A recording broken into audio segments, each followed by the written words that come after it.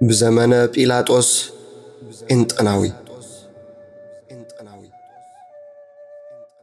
ጲላጦስ ኣብ ታሪኽ ሮማውያን ከም ሓደ ገዛኢ ሓደ ኣውራጃ ጥራዩ ዝፍለጥ እዚ ብጠባሪዮስ ቄሳር ካብ ሮማ ወፃኢ ገዛኢ ክኸውን ተሸይሙ ዝተለኣከ ሰብ ሮማ ካብ ዘፍረየቶም ቄሳራት ፍላስፋታት ናይ ስነ ስእልን ኪነ ጥበብን ሰባት ንላዕሊ ግዜ ዘይስዕሮ ግኑን ሰብ ክኸውን ኢሉ ዝገመቶ ሰብ ኣይነበረን።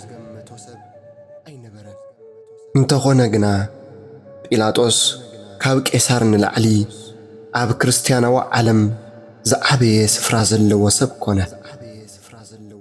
ክርስቲያን ዝኾንና ኩልና ንጸሎት እንጥቀመሉ ብዘመን ጴንጠናዊ ጲላጦስ ምእንታና ተሰቕለ፣ መከራ መስቀል ተቐበለ፣ ሞተ፣ ተቐብረ እናበልና ኣብ ጸሎተ ሃይማኖት ዘወትር እነልዕሎ ጲላጦስ ኣብ ነበርቲ ኣውራጃታት ይሁዳን ሰማርያን ጥራይ ክፈርድ ካብ ቄሳር ዝተሾመ ሓሲብዎ ብዘይፈልጥ መገዲ ኣብ ልዕሊ ሰማያዊ ዳኛ ዝፈረደ ዳኛ ኮነ። ኣብታ ንግሆ እቲኣ ኣብ ልዕሊ ሕያዋንን ሙታንን ዝፈርድ መድሃኒ ዓለም ክርስቶስ ንኽፍረድ ኣብ ቅድሚ ጲላጦስ ተኣሲሩ ቀረበ። ነቢ ዳዊት ኣብ ቅድሚኻስ መን ይቐውም ኢሉ ዝዘመረሉ ኣምላኽ ኣብ ቅድሚ ጲላጦስ ደው በለ። ኦ ጐይታይ ኢየሱስ ክርስቶስ መታን ክትፍረድ እኮ ኣብ ቅድሚ ጲላጦስ ደው በልካ። ኪሩቤልን ሱራፌልን ኣብ ቅድሚ ክቡር ጐይትነትካ ዝሰግዱልካን ክንስኻ በቲ ብኢድ ሰራሕካዮ ካይላ ክትፍረድ ኣብ ቅድሚኡ ደው በልካ ይብል ግብረ ሕማማት። ኣይሁድ ንጐይታ ናብ ጲላጦስ መሬት ከብዲ ኣድጊ ምስ ኮነ ሒዞሞ ብምምጻእ ድራር ፋሲካ ክበልዑ ስለ ዘለዎም ከይረኽሱ ናብ ቤት መንግሥቲ እቲ ገዛኢ ኣይኣተውን። እቶም ገመል ውሒጦም ቃርማ ግና ጡፍ ዝብሉ ኣይሁድ ዓበይቲ ኃጢኣት እናሰርሑ ንኣሽቱ ነገራት ምጥንቃቕ ግና ልማዶም እዩ።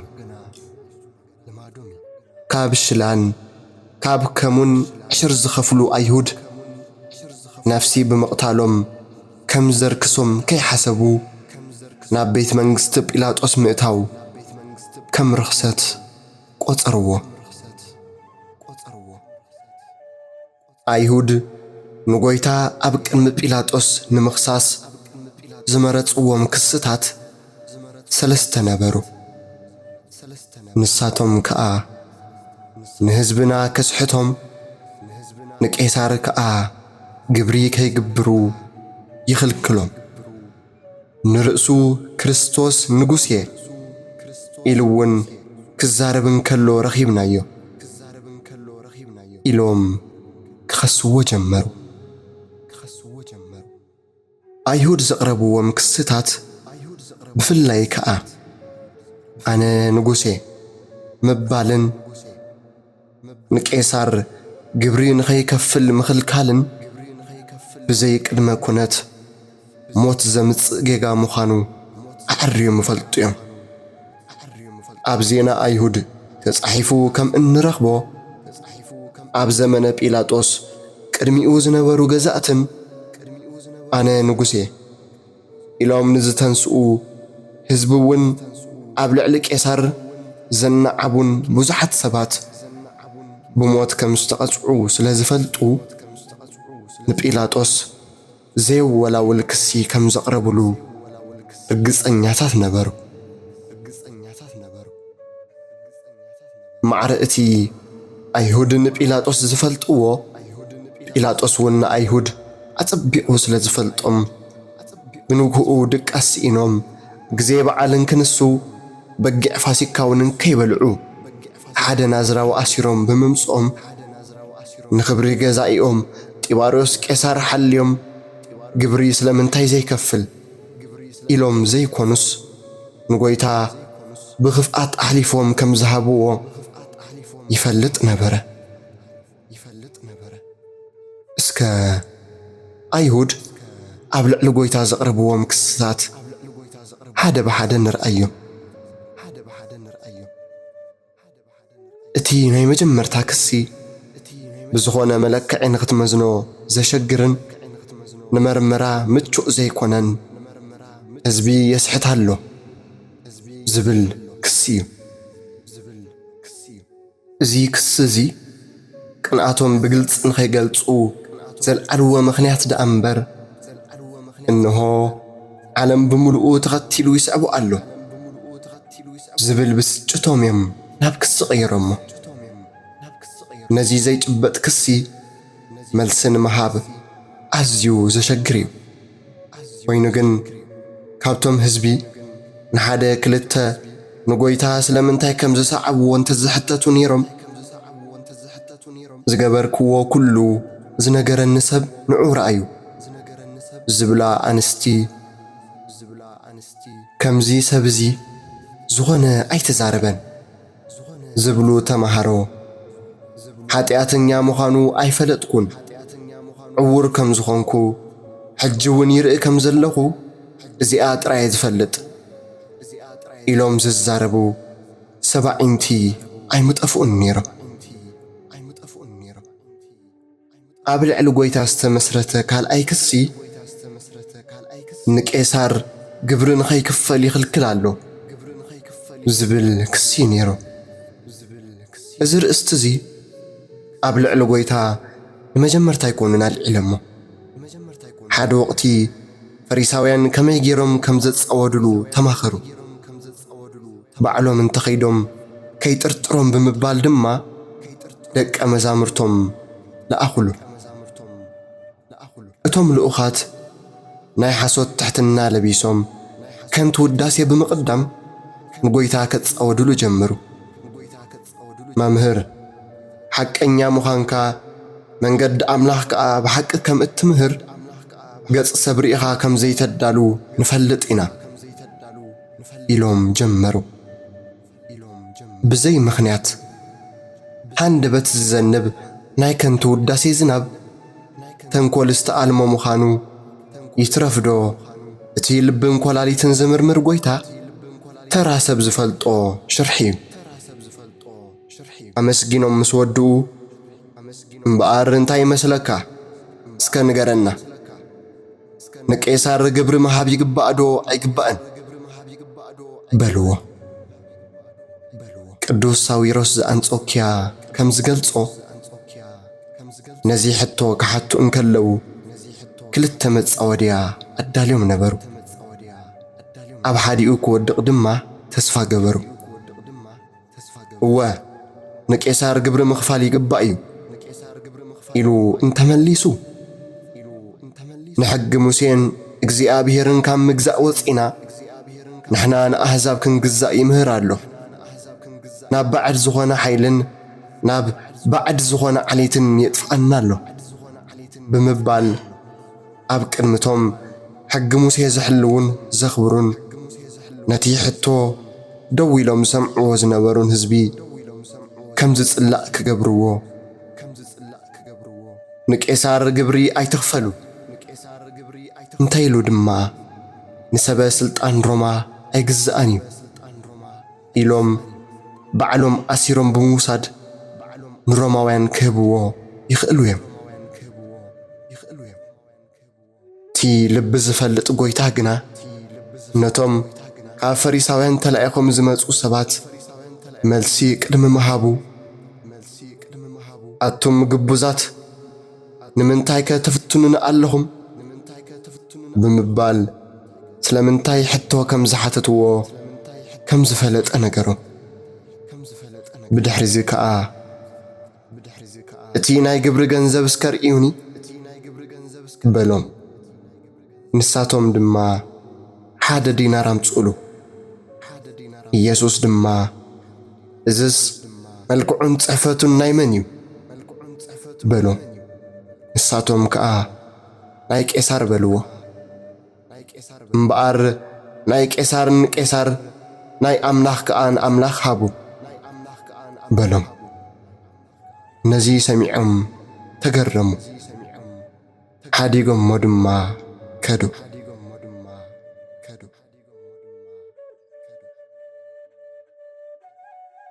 ጎይታ በዛ መልሲ እዚኣ ጥራይ ነቲ ሓሲቦሞ ዝነበሩ ክልተ ነገራት ኣፍሸለሎም። ንቄሳር ተገዝኡ ብምባል ንሕጊ ሙሴ ይቃወም፣ እግዚኣብሔር ገዲፍኩም ንኣሕዛብ ተገዝኡ ይብል ኣሎ ኢሎም ክኸስዎ ኣመናት ሓንጢኦም እኳ እንተተጸበዩ እዚ ጽሕፈት እዚ ናይ መን እዩ ኢሉ ብምሕታት ኣብቲ ንሱ ዝህቦ መልሲ ተሳተፍቲ ብምግባር ነቲ ንሱ ዝህቦ መደምደምታ መበገሲ ከም ዝኾኑ ገበሮም። በዚ ምኽንያት እዚ ድማ ንቄሳር ግብሪ ክፈሉ ኢሉ እዩ። እንታይ ኢሎም? ንስኹምሲ ኣቐዲምኩም እቲ ዲናር ናይ ቄሳር ዶ ኣይበልኩምን ክብሎሚ። ምስ እግዚኣብሔር ኣጻሊኡና ከይብሉ ከዓ ናይ ቄሳር ንቄሳር ናይ እግዚኣብሔር ከዓ ንእግዚኣብሔር ብምባል ናይ እግዚኣብሔር ገንዘብ ዝኾነን እግዚኣብሔር ብኣርኣይኡ ፈጢሩ ከም ሳንቲም ኣምላኻዊ መልክዕ ዝቐረጸሉ ሰብነቶም ንእግዚኣብሔር ከረክቡ ነጊርዎም እዩ።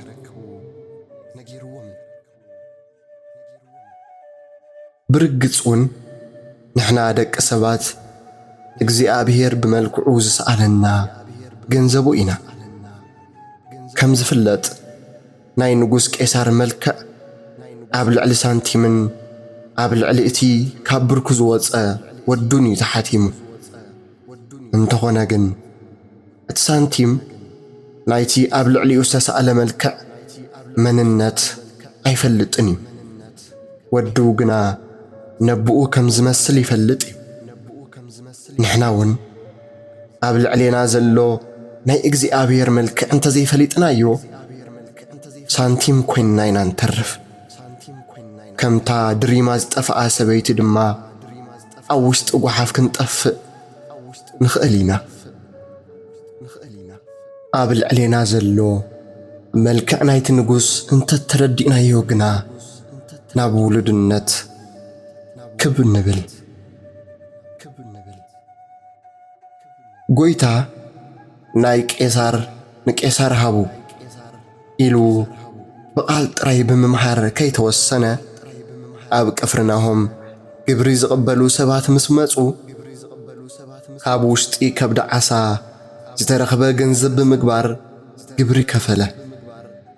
ኣምላኽ ከም ምዃኑ መጠን ንዓሳ ግብሪ ኣኽፊሉ ሰብ ከም ምዃኑ መጠን ድማ ንቄሳር ግብሪ ብምኽፋል ብግብርን ብቓልን ዝምህር መምህር ምዃኑ ኣርአየ። ኣብዛ ዕለት እዚኣ ግን ኣይሁድ ብሓሶት ግብሪ ከይክፈል ይኽልክል እዩ ኢሎም ኣብ ቅድሚ ጲላጦስ ከሰስዎ።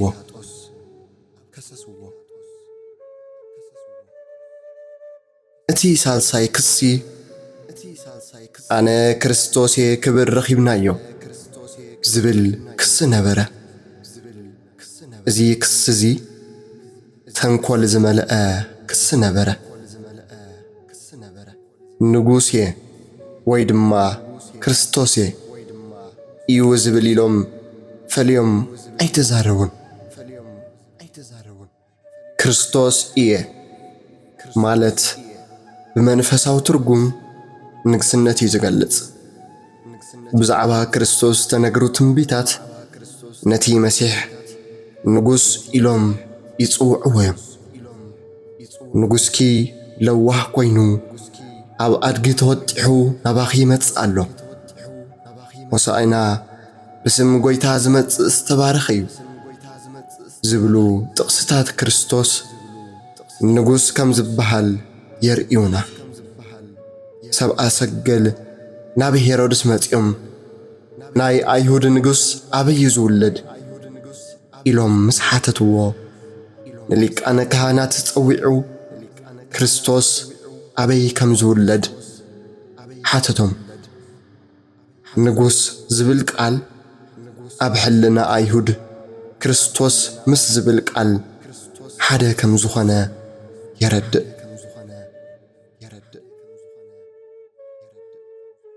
ብስጋዊ ትርጉም እንተኾይኑ ግን ክርስቶስ ንመንግስቲ ሮማ ዘስግእ ምድራዊ ንጉስ ኣይኮነን። ኣይሁድ ክኸስዎን ከለዉ ክርስቶስን ንጉስን ኢሎም ዝተዛረብዎ መንፈሳውን ስጋውን ብምትሕውዋስ ብክልተ እምኒ ሓንቲ ዑፍ ንምህራም ዝገበርዎ ሜላ ነበረ። ብርግጽ ክርስቶስ ምድራዊ ንጉስ ኣይኮነን። ነገስታት ሰብ ጸጋ እዩ። ንሱ ግና ድኽነትና ወሲዱ ድኻ ኮነ። ኣብ መብልዕ ማል ዝተወልደ ድሓር እውን ንገዛእ ርእሱ ዝጽግዓሉ ዘይብሉ ነበረ። ነገስታት ናብርኦም ምስ ንጉሳዊ ቤተሰብን ምስ ሃብታማትን እዩ። ንሱ ግና ምስ ገፈፍቲ ዓሳ ይውዕል ነበረ። ነገስታት ዘውዲ ክደፍኡ እንከለዉ ንሱ ግና እሾህ ኣኽሊል ደፈአ። ነገስታት መስተ ክሰትዩ እንከለዉ ሓመትን ከርቤን ዝሰተየ። ነገስታት በትሪ መንግስቲ ክሕዙ እንከለዉ ብበትሪ ዝተሃረመ። ነገስታት ተዋጊኦም ክገዝኡ እንከለዉ ተወጊኡ ዝገዝአ ንጉስ ንሱ ነበረ። ስለዚ እምበኣር ጎይታ ምድራዊ ንጉስ ኣይነበረን። ኣይሁድ ሕጂ ከዓ ተገልቢጦም ንጉስ እየ ይብል ኢሎም ከሰስዎ ደኣ እምበር ንጎይታስ ባዕሎም እውን ምድራዊ ንጉስ ክኸውን ይደልይዎ ነይሮም እዮም። ኣብ መጻጽኡ ከምቲ ንሳቶም ዝሓሰብዎ ብፈረስን ብሰራዊትን ተዓጂቡ ሰራዊት ሮማ ከጥቅዕ እንተዝኸውን ነይሩ ብሓጎስ ምተቐበልዎ ነይሩ።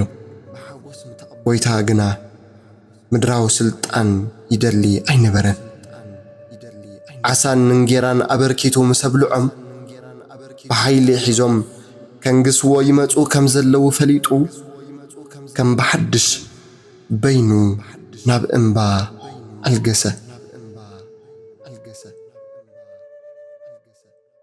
ካብ ዝዓበየ ክሳብ እቲ ዝነኣሰ ኩሉ ሓላፍነት ንደቂ መዛሙርቱ ደኣ ኣሕሊፉ ሃቦም እምበር ኣብ ሰዓብቱ እውን እንተኾነ ስልጣን ኣይረኣየን።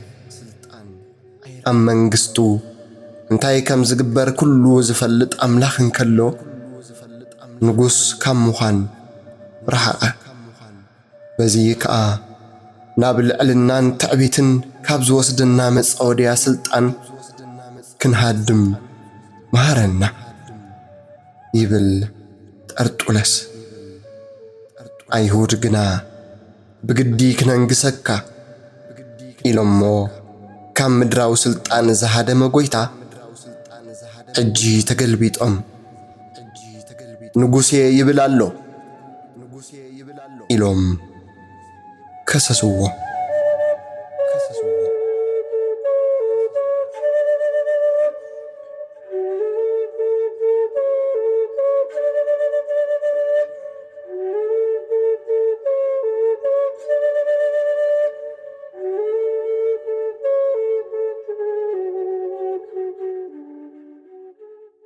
ካብ ዘረባ ዝበልጽ ሱቕታ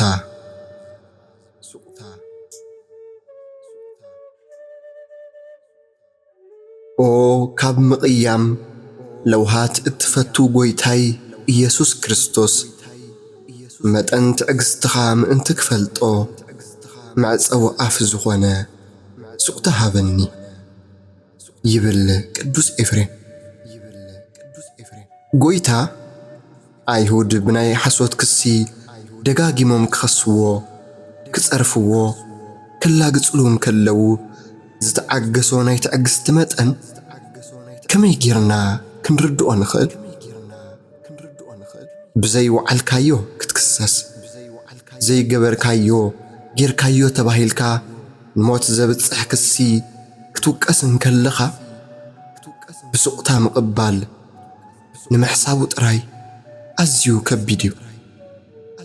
ስለ ዝኾነ ኸዓ ብብስጭትን ብምምራርን ንገዛእ ርእስኻ ምክልኻል ብፍታንካ ኣይተርፈኒ።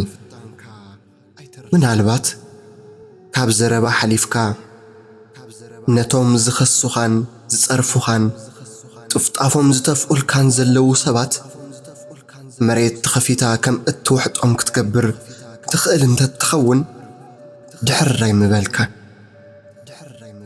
ጎይታ ግን እዚ ኩሉ ክገብር እናኸኣለ ብስቕታ ተቐበለ። ከምዚ ዝበለ ትዕግስትኸ ከመይ ዝበለ ትዕግስቲ እዩ? ከምዚ ዝበለ ዓቕልኸ ከመይ ዝበለ ዓቕሊ እዩ? እናበልና ኣብ ቅዳሴና ካብ ምድናቕ ወፃኢ እንታይ ክንብል ንኽእል?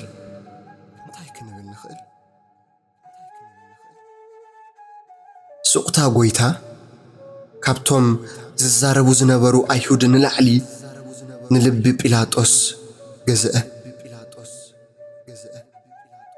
ድኻም ኣምላኽ ከኣ ካብ ሓይሊ ሰብ ይብርትዕ ከም ዝብል ትዕግስቲ ጎይታ ንጲላጦስ ኣጨነቖ።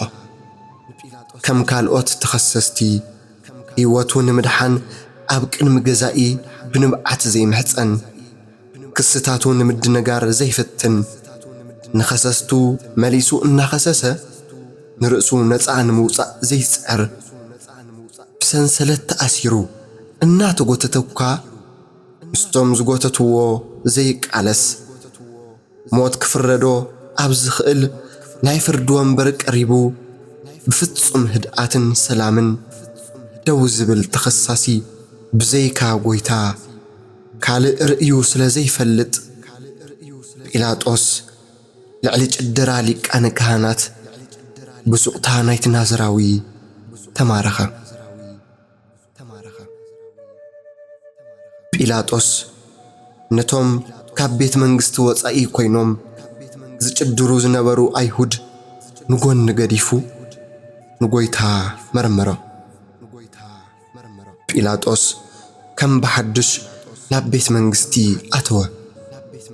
ንኢየሱስ ጸዊዕዎ ከኣ ንስኻ ዶ ንጉስ ኣይሁድ ኢኻ በሎ። ኢየሱስ ድማ እዚ ትዛረቦ ዘለኻ ካብ ባዕልኻ ዲኻ እትዛረቦ ዘለኻ ወይስ ብዛዕባይ ካልኦት ነጊሮምኻ እዮም ኢሉ መለሰሉ። ንዘረባ እውን ግዜ ስለ ዘለዎ ጎይታ መለሰሉ። መልሱ ግና ሕቶ እዩ ዝነበረ። ንጉስ ዲኻ ኢልካ ዝሓተትካንስ ካብ ባዕልኻ ዲኻ ወይስ ንሳቶም ስለ ዝነገሩኻ እዮም ኢሉ መለሰሉ።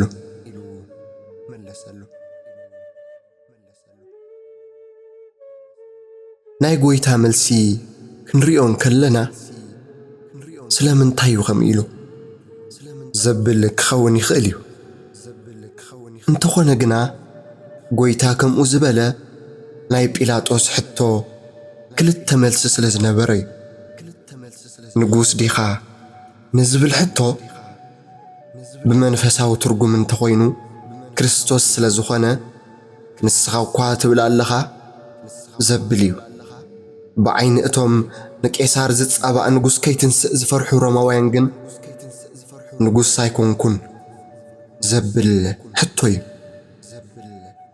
ጲላጦስ ምስ ሓተቶ እዚ ትዛረቦ ዘለኻ ካብ ባዕልኻ ዲኻ ወይስ ነጊሮምኻ እዮም ምባሉ እቲ ሕቶ ካባኻ እንተኾይኑ ኣይኮንኩን ክብለካ ኣይሁድ ዝነገሩኻ እንተኾይኑ ግን እቲ መሲሕ ንጉስ ኣነ ኢለ ፈለየ ክምልሰልካስ ናይ ሕቶኻ መበገሲ ንገረኒ ንምባል ነበረ።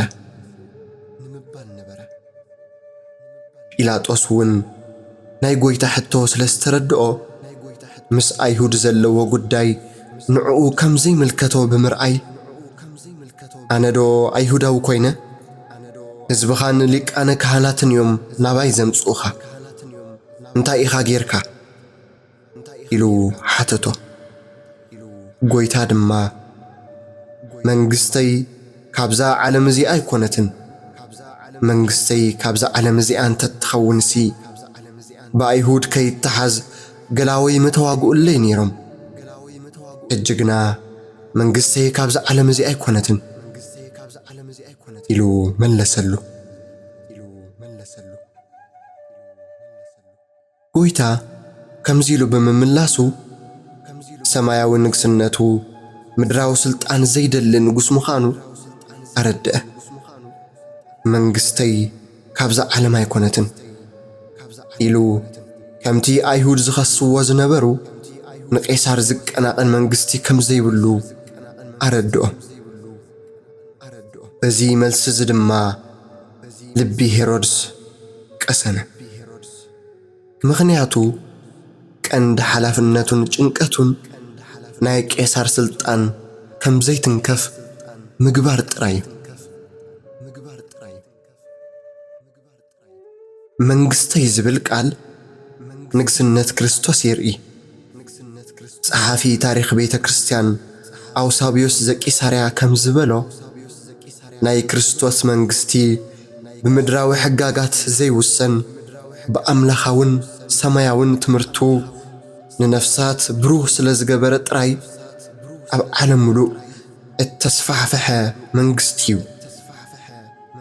በዚ መሰረት እዚ ድማ መንግስቱ ተባሂልና እንጽዋዕ ብስሙ ኣሚኖም ዝተኸተልዎ ሃዋርያት በታ ብናቶም መሰረት እተመሰረተት ቤተ ክርስቲያን ዝኣመና ንሕና ክርስቲያን ኢና።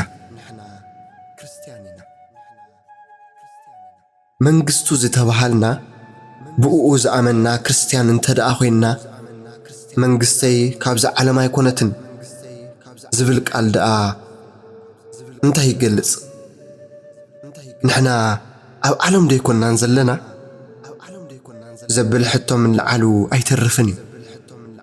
ጎይታ መንግስተይ ካብዛ ዓለም ኣይኮነትን ደኣ በለ እምበር ኣብዛ ዓለም ኣይኮነትን ኣይበለን።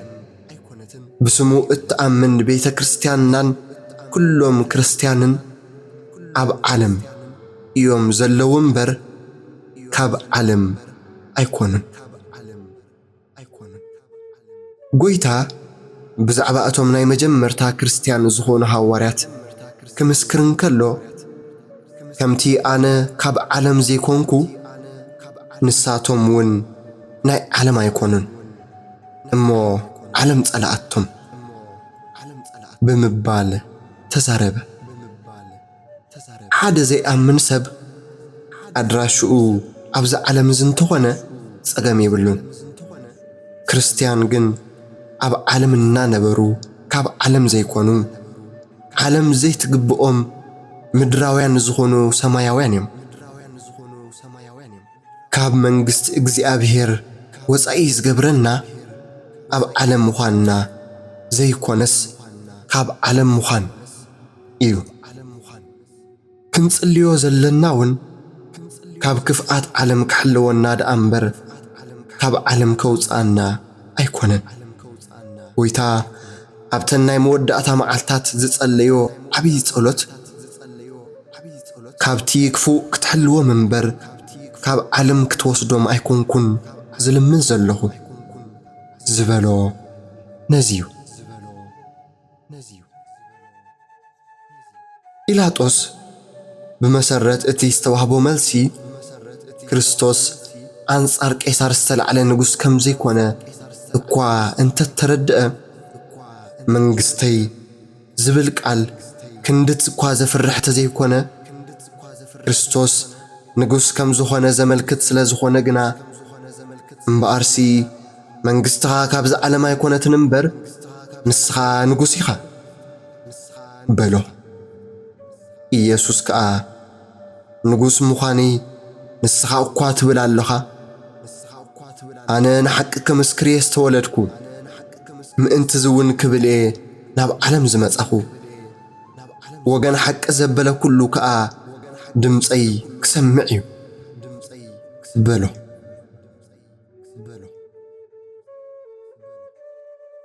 ብድሕሪዚ ጎይታ ካብ ኣብ ዝተወልዶ ቀዳማዊ ልደቱ ዘይኮነስ ካብ ድንግል ማርያም ዝተወልዶ ዳሕረዋይ ልደቱ ንምግላጽ ንሓቂ ክምስክር እየ ዝተወለድኩ በለ። ኣብዛ ዓለም እዚኣ እኳ እንተተወለደ ህልውናኡ ግን ኣብ ማህፀን ኣዲኡ ክጽኖስ እንከሎ ዝጀመረ ዘይኮነስ ቅድሚ ምውላዱ ዝነበረ ኣምላኽ ምዃኑ ክረድእ እንከሎ ድማ ናብ ዓለም መጻእኩ በለ።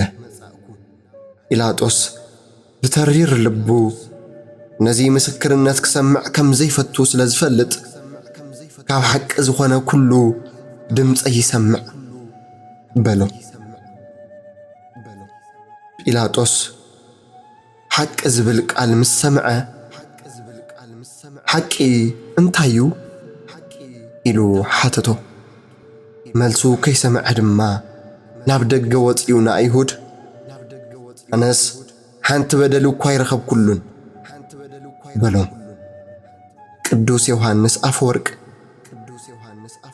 ጲላጦስ ናይ ጎይታ መልሲ ከይተጸበየ ንደገ ምውፅኡ ዝሓተቶ ሕቶ ግዜ ከም ዘልዮ ስለ ዝፈለጠ ካብ ኢድ ኣይሁድ ከናግፎ ይሓይሽ ኢሉ እዩ ይብል። ኦ ጲላጦስ ሕቶ ሓቲትካ መልሲ ከይሰማዕካ ምውፃእስ ከመይ ዝበለ ነገር እዩ? ነፃ ንዘይትሰዶ ቁርብ ተዓጊስካ እንተትሰምዖስ እንታይ ነይርዎ? ምዃን ከዓ ደው ኢልካ እንተትሰምዖ ነርካ ሓቂ እንታይ እዩ ንዝብል ሕቶኻ መገድን ሓቅን ኣነየ ኢሉ ንመለሰልካ ነይሩ። ምስኪናይ ጲላጦስ ግና ሓቂ እንታይ እዩ ኢሉ ሓተቶ። መልሲ ከይሰምዐ ድማ ናብ ደገ ወፀ።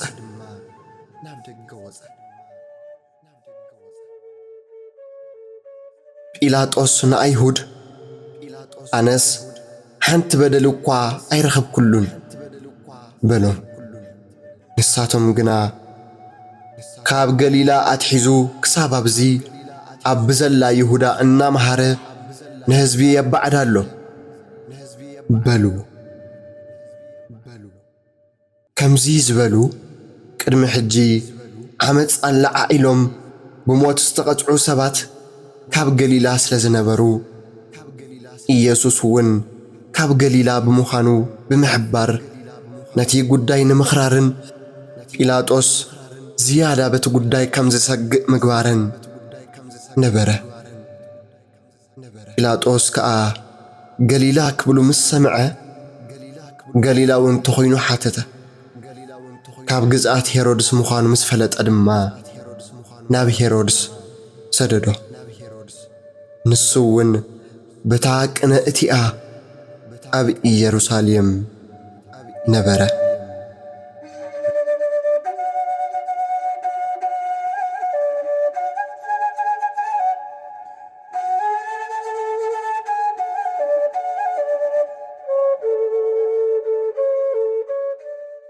ንሕና እውን ብስምብራቱ ሓወና።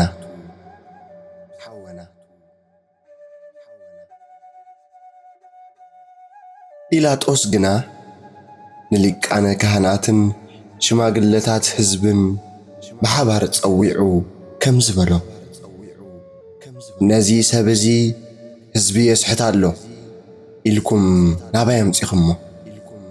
እነሆ ኣብ ቅድሜኹም መርሚረዮስ بزي اتخسو زلهم نجر أبزي سبزي حنت بدلكوا أيرغبكن هيرودوسون كمو نابانا مليسو سددو إنه أمبار ناموت زبط نجر حنتي جبرن سلازي قريفة فتحية بلو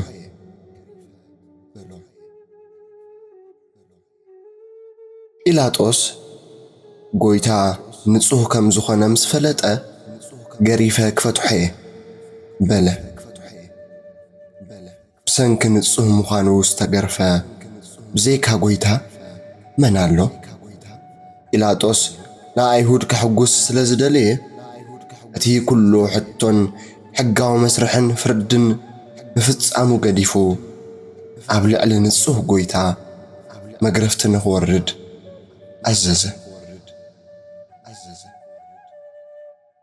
نبي إساياس بورداتو فقري تسعره إلو كم استزاربه إلاطوس نتي بهدأت جمير وزنبر حقاو مرمران لا يفرد كدتن أوجدو عب حقو صاي بتا معلت اتئا بإيد أيهود نستوارد قويتا بزي فتحي كقرف وسنلو إلاطوس نإيسوس وسيدو قرفو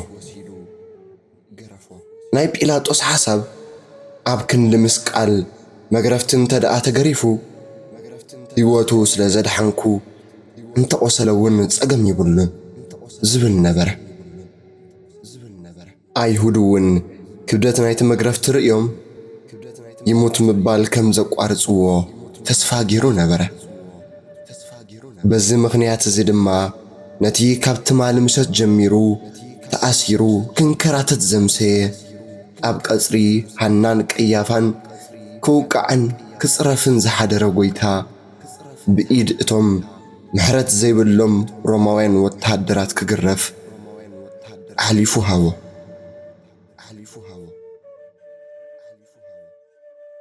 مقرفت روماوين كم مقرفت أيهود بجوغرافت رأيه كونه صحافي تاريخ بيت كريستيان أو سابيوس زكي ساريا كم زقلصو اتي جوغراف كاب قربت مستسرحة قبل علي ودما بلحت حد أون وعساسون زتاسحلو سبر بارات عطمتن يقبروا اليوم أبزي أسك أحلنجن أو إيدتهم جكانات وتحدراتن وديقهم نتسقاي متصوارو سينهم زموتو بزوحاتيو قبل علي تجوغراف زتسرحو حد أون بلحت وعساسون سبر بارات عطمتن عبسة من نتتي زقرف كعلبون كلو سقانت يوم سلازل علو اتي جوغراف عبسة من نت كعلبون كلو ترايزي كونس كل عالن كلون نمقلات اوزا شقر ازيو كبيد سقايو زورد مت انت مقرفتي وسخن كلو سرا ورد من عصمتن كساب زر ايو زود نايقون عصمتي زسبابر أزيو لعل زخنا دقاون وشتاون مدميتي مقداتي سامبؤون زسعب أسق المسرحي أبزام عالتزيئة نقويتان مقراف زتمدبو وتحدرات نتي نإسرائيل بعمد برهان زمرحم أملاخ نموسين أرونن أما أكل دمنا ززراربهم أملاخ أب عمد إمني نمقرافو حرقانو أسرو نليك أنا كانت كحقوسو بملؤ حيلهم بأعبج كان أزيو بزح مقرفتي أوردلو حدا قطامي كم زبلو أب موسى حديرو نايفت أري كبري كرئيز لما نود سب قزيئو أخيلو فتاري بدحري كتريني إخا إلو زعاتو اللوك قال كفتم حقوقو انت رأيو مقرفتي أزنبلو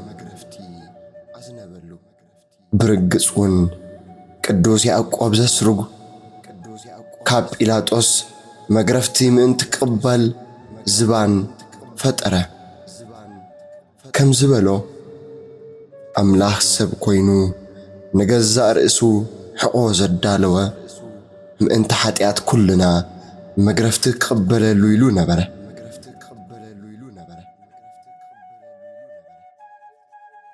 ናይ ሮማውያን መግረፍቲ ቅዱስ ጳውሎስ ከም ዝበሎ ከም መግረፍቲ ኣይሁድ ብቁጽሪ ተለኪዑን ተወሲኑን 5 ግዜ ን4 ጭጉራፍ ሓደ ጎደል ብኣይሁድ ተገረፍኩ እናበለ ዝተገርፈ ሰብ ብህይወት ምስ ተረፈ እናዘከረ ዘዕልሎ ዓይነት መግረፍቲ ኣይኮነን። ቤተ ክርስቲያንና ናይ ጎይታ ግርፋት 6666 ግዜ ከም ዝኾነ ክትምህርን ከላ 5000 4000 ዝብሉውን ኣለዎ። እዚ ኣሰቃቐ መግረፍቲ ብሽሕ ዝቁጸር ግዜ ከም ዝተገርፈ ግና ኩሎም ሊቃውንትን ጸሓፍቲ ታሪኽን ዝሰማምዑሉ እዮም። ጎይታ ልዕሊ ዓቐን ክግለጽ ካብ ዝከኣል ንላዕሊ ከም ዝተገርፈ ዘርእየና መስቀል ምስ ተሸከምዎ ኣብ ነፍሲ ወከፍ ቦታ ክሳዕ ዝወድቕ ዓቕሚ ምስኣኑ እዩ።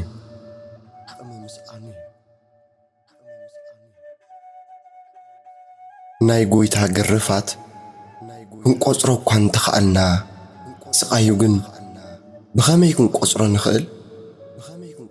ቤተ ክርስቲያንና ካብ ስጋኡ ሓሊፉ ዓጽምቱ ክሳብ ዝርአ ንዝተገርፈ ኣምላኽ ኣብ ዕለተ ዓርቢ እተንብቦን እተዚሞን ባዕሉ ክርስቶስ ኣቐዲሙ ብነቢይ ዳዊት ሓዲሩ ብዛዕባ ሕማሙ ዝተዛረቦ ናይ ትንቢት ቃል ብመጠን እቲ ዝወረዶ ስቓይ ውሕድ እኳ እንተኾነ ንምሕሳቡ ግና ይሕግዘና እዩ። ከም ማይ ፈሰስኩ ኣዕጽምተይ ተፈላለየ ልበይ ከም ስምዒ ኣብ ማእከላ ምዑተይ መኸኸ ንኹሉ ኣዕጽምተይ ክቖጽሮ እኽእል እየ። ጸላእተይ ይጥምቱንን ይዕዘቡንን ኣለዉ ኣዕጽምተይ እውን ማህመነ።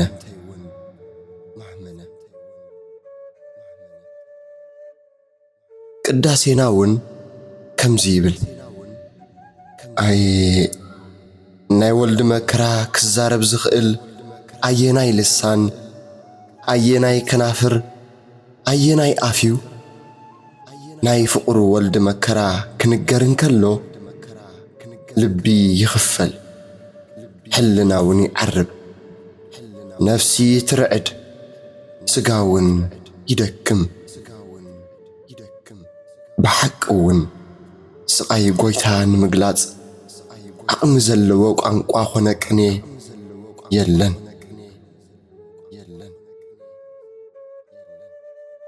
ቅዱስ ኤፍሬም ብክርስቶስ ዝተፈተኹም ንዑ ናብ ዝቕረቡ ኣብዛ ዕለት እዚኣ ኣብ ከተማ ዳዊት ዝኾነ ነገር ሓቢርና ንርአ ብቓል ተስፋ ዝሕልው ዝነበሩ ዝተመርጹ ዘርኢ ኣብርሃም እንታይ ከም ዝገበሩ ንተዓዘብ። ኦ ጎይታ ነዊሕ ስቓይካ መን ክገልጾ ይኽእል ይብል። እዚ ኩሉ ዝኾነ ንስለ ኃጢአትና ነበረ። ኦሪት ንዝግረፍ ሰብ ከም በደሉ ልክዕ ብቁጽሪ ኣብ ቅድሚኡ የግርፎ እያ ትብል። ጎይታ ግን ማንም እኳ ብዛዕባ ኃጢአቱ ክወቕሶ ዘይክእል ንጹህ እንተኾነ እግዚአብሔር ከዓ ኣበሳ ኩላትና ኣብኡ ወደቓ ስለ ዝተባህለ ግና ግርፋቱ እውን ብመጠን እቲ ዝተሰከሞ ናትና ሓጢኣት ኮነ ንሱ ግና ብሰሪ ገበና ቆሰለ ብሰሪ ኣበሳና ድማ ተኸትከተ ሕና ሰላም ምእንቲ ክንረክብ መቕጻዕቲ ናብኡ ወረደ ነታ ብኢድ ኣጋንንቲ እትግረፍ ናይ ጸጋ ልብሳ ተቐንጢጣ ዕርቃና ኣብ ማእከል ሲኦል ወዲቓ ዝነበረት ነፍስና ነፃ ከውፅእ ንሱ ብኢድ ጨካናት ወታደራት ተገርፈ ንዓና ካብ ዝግብአና መግረፍቲ መታን ከድሕነና ኢየሱስ ዘይግብኦ መግረፍቲ ተገረፈ ዝተገረፈሎም ሓለንጊ ገመድ ብደም መልኡ ካብ ቅጽዓት መግረፍቱ ተላዕለ ስጋኡ ተወድአ ሐዋርያ ቅዱስ ጴጥሮስ ብቁስሉ ኢኹም ዝሓወኹም ከም ዝበለ ንሕና እውን ብስምብራቱ ሓወና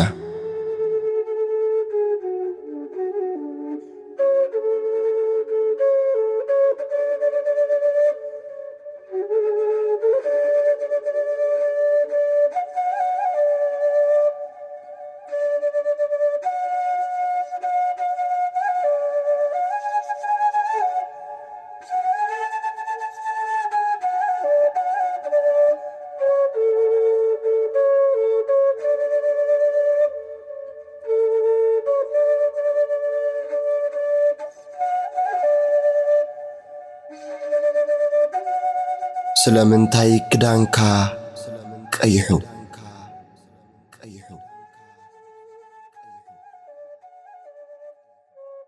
ንጎይታ ብዓብ ጭካነ ዝገረፍዎ ወታደራት ድሕሪ ምግራፎም ምስ ኩሎም ጭፍራ ሰራዊት ተኣኪቦም ከበብዎ ክዳኑ ገፊፎም ከኣ ቀይሕ ባርኖስ ከደንዎ ካብ እሾኽ ኣኽሊል ተቲዖምን ኣብ ርእሱ ደፍኡሉ ኣብ የማናይ ኢዱ ዘንጊ ኣትሒዞም ከኣ ኣብ ቅድሚኡ እናተንበርከኹ ሰላም ኦ ንጉስ ኣይሁድ እናበሉ የላገጽሉ ነበሩ ጡፍ ድማ በልሉ ነቲ ዘንጊ ኣሕዲጎም ከኣ ርእሱ ወቕዕዎ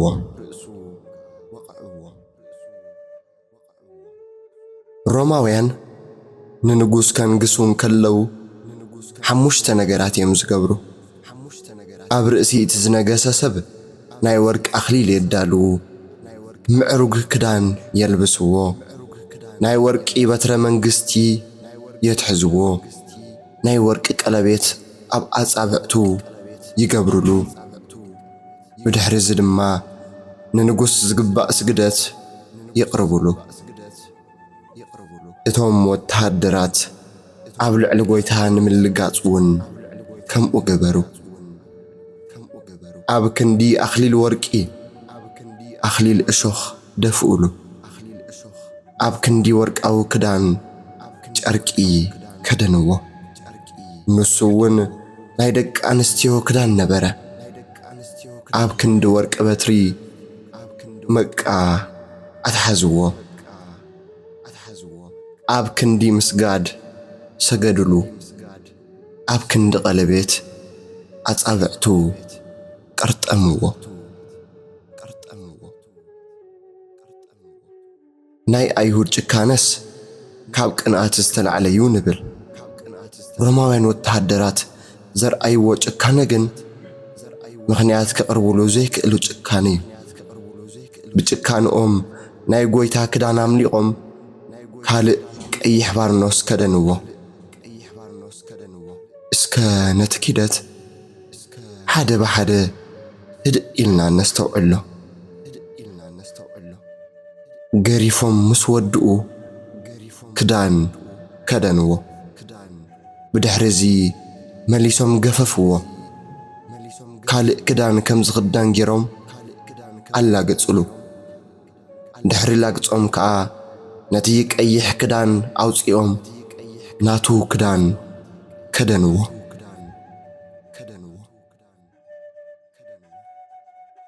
عبزي كرد أنا زلو أب كدان موصائن ملباسن زلو قلت عطرة يكونن أبتي عصمتو كساب زر استغرف أكلاتو كدان كوصولن خدنون نكلو زلو سقاي كمي غيرنا سوق إلنا نحلفو بدم زرحس كدانو كاب قسلو كالعلوان كلو كمي عينتك أنزا تسميعو كم زنبرة بخمي يقلص نساتهم دقا كأيح كدان نملباس دخا منبر بمخنيات مغرفتو زفاسسو دم نخدانو بدم لويسو كأيح جيروه نبرة أب قداسينا نتي بدم سلوسا لبسي زلبسا نعقو أب قدمي مسوئو نسجد النبلو مدحانينا كدانو بدم تسكيو سلازنبرة اتم وتحدرات نتي كأيح كدان اوصيوم كالق كأيح كدان جبرلو إساياسون نمدحاني ألم كريستوس كابرحق بمرأي سلامنتاي دقا كدان كاقيح سلامنتاي كالباسكا نتي نايرهات زبيب مسألة إلو حتيتو نبرة نموت ودو كبرن مسقانان إلو زتقوع لقول اكزيابير يمسكن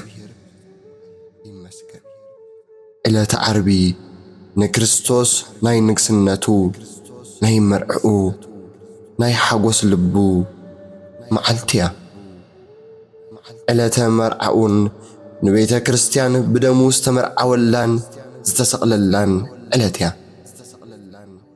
أم محلي زسلمون أتنا والد صيون نقول سلمون كترئيا نعنوزا نسو بمعالتي مرعو بمعالتي حاقوسون أديو زدفعت اللو أخليل جيرو إنه إلو سنكر اللو تنبيت كاب سلمون زعبي أو كريستوس لومي تفتسأمه أتنا والد صيون نسو بمعالت مرعو أديو زدفعت اللو أخليل جيرو إنه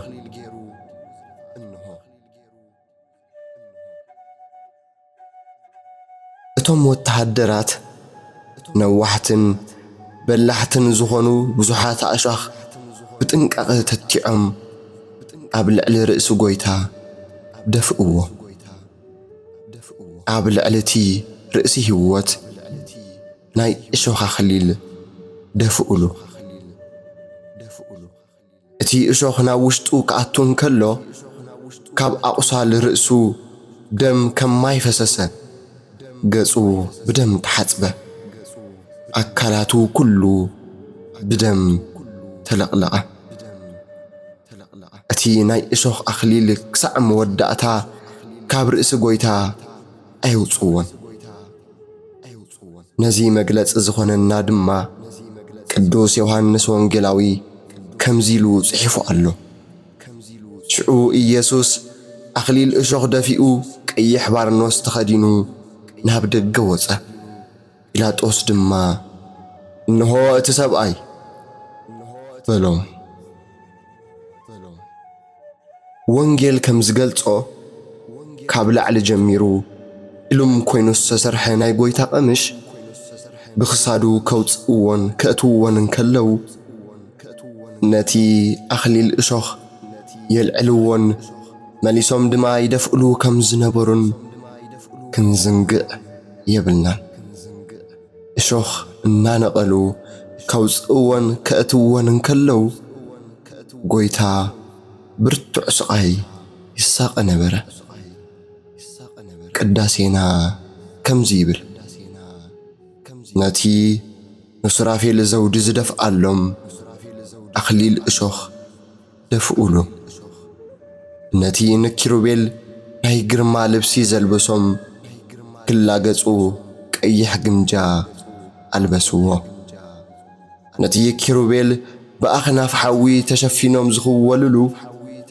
نعو كفؤ باريا إدو الإلو صفعه نتي سراويت ملائكت بعبي سنبادة زسجدلو الناس كعللو أبك أدميو تنبركه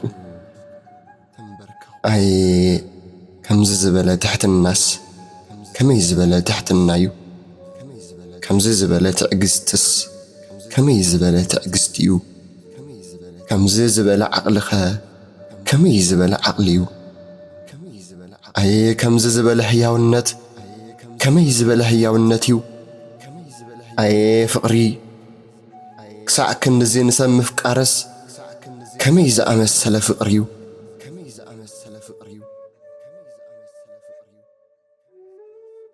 ጎይታ ዝደፍኦ ኣኽሊል እሾኽ ኪኖት ይጭካነ ወታደራት ካልእ ዘርኤና ዓብ ነገር ኣሎ ወዲ ሰብ ካብ ገነት ምስ ተሰውገ ምድሪ ሾኹን ተኸርባን ተብቁለልካ ቡቕሊ መሮር ብላዕ ተባሂሉ ተረጊሙ ነበረ እዚ ብመርገም ዝበቆሎ እሾኽ ኣብ ዕለተ ዓርቢ ተተቲዑ ናይ ጎይታ ዘውዲ ኮነ ጎይታ ኣብዛ ዕለት እዚኣ ዝደፍኦ ኣኽሊል ሓጢኣትና ነበረ ናይ ዓለም እሾኽ ክምሑ መጺኡ እዩ እሞ እዚ ንዕኡ ይግብኦ ነበረ ብዛዕባ እዛ ሓጢኣት እዚኣ መከራን ስቓይን ዝተባህሉ እሾኻት ተተኒጎም ኣብ ርእሱ ከም ዝሽከምዎ ተገብሩ كم زبالة قدوس يعقوب زسروق ጎይታ ኣብታ ዕለት እቲኣ ዝደፍኦ ኣኽሊል ናትና ሓጢኣት ነበረ ምድሪ ካባኻ እተላዕለ እሾኽ ክተብቁል እያ ዝብል ቃል ብዛዕባ መሬት ጥራይ ዘይኮነስ ብዛዕባ ኣዳም እውን ዝንገር ቃል ምድሪ ዝተባህለት ሰብነትካ እሾኽ ክተብቁለልካ ማለት እዩ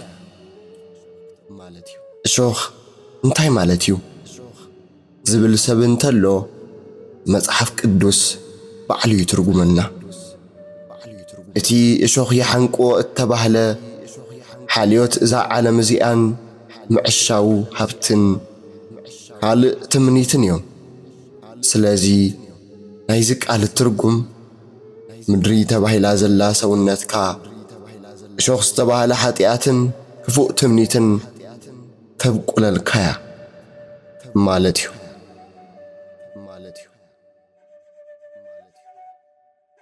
ኦ ፍትወይ ሮማውያን ወታደራት ተኒጎም ኣብ ርእሱ ጎይታ ዝደፍእዎ ናይ እሾኽ ኣኽሊል ኣብ ዝሓሰብካሉ ግዜ ኣዚኻ ምሕዛንካ ኣይተርፍን እንተኾነ ግና እሾኽ ዝተባህለ ሓጢኣት ኣብ ዝሰራሕካሉ ነፍስ ወከፍ ግዜ ኣብ ርእሲ ጎይታ እሾኽ ትወስኽ ከም ዘለኻ ሕሰብ ካብቶም ብፈጣሪ ዘይኣምኑ ሮማውያን ወታደራት ዝነተግዎ እሾኽ ንላዕሊ ንጎይታ ናብ ውሽጢ ኣትዩ እምብዛ ዝወግኦ ደሙ ኣፍሲሱ ዘድሓነና ንሕና ክርስቲያን ብሓጢኣት እንትትዖ ዘውዲ እሾኽ እዩ እቲ ብሰሪ በደልና ዝቆሰለ ኣምላኽ ደጊምና ብምብዳልና እውን ይቆስል እዩ ናይ እሾኽ ኣኽሊል ምስ ደፍኡሉ ብየማናይ ኢዱ ካብ ሻምብቆ ዝተሰርሐ በትሪ ኣብ ክንዲ በትረ መንግስቲ ኣትሓዝዎ ኣብ ቅድሚኡ ተንበርኪኾም ድማ ኦ ንጉስ ኣይሁድ ሰላም ንዓኻ ይኹን እናበሉ ኣላገጹሉ ኣብ ኣዳራሽ ቀያፋ ዝነበሩ ወታደራት ኣሕዛብ ከዓ ብንግስነቱ እናላገጹ ሰገድሉ ነቢ ዳዊት ንእግዚአብሔር ብፍርሓት ስገድሉ ዝበለሉ ኣምላኽ ብላግፂ ሰገድሉ።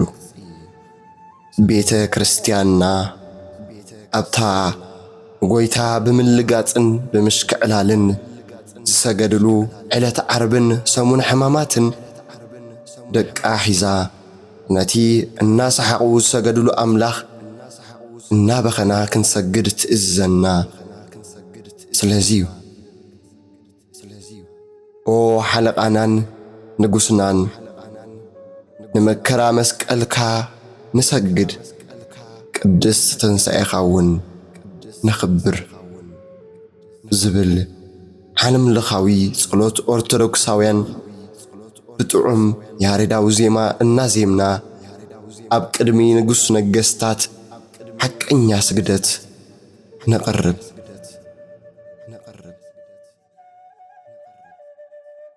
እናላገጹ ኣብ ቅድሚኡ ድሕሪ ምስጋዶም ምሸት ከምቲ ዝወዓልዎ ብተመሳሳሊ ኣብ ገጹ ጡፍ በልሉ። ኣብ ገጽ ኣዳም ናይ ህይወት መንፈስ ኡፍ ዝበለ ኣምላኽ ኣብ ገጹ ጡፍ በልሉ። ጡፍ ብምባል ጥራይ ኣየቋረጹን። ኣትሒዞሞ ዝነበሩ በትሪ ተቐቢሎም ብጽኑዕ ዕንጨይቲ ርእሱ ወቕዕዎ። ኣኽሊል እሾኽ ገይሮምሉ ከም ዝነበሩ ኣይንረሳዓዮ። ኣኽሊል እሾኽ ኣብ ርእሱ እንከሎ ወቕዕዎ ማለት ነቲ እሾኽ ከም ምስማር ናብ ርእሱ እናወቕዑ ከም ዝኣቱ ገበሩ ማለት ምዃኑን ማዕረ ክንደይ ቃንዛ ከም ዘስዕብን ነስተውዕል ኣለና። ነቲ ርእሲ ህይወት፣ ርእሲ ቤተ ክርስቲያን፣ ርእሲ ኩሉ ሊቅነትን ስልጣንን ዝኾነ ርእሲ ክርስቶስ ወቕዕዎ።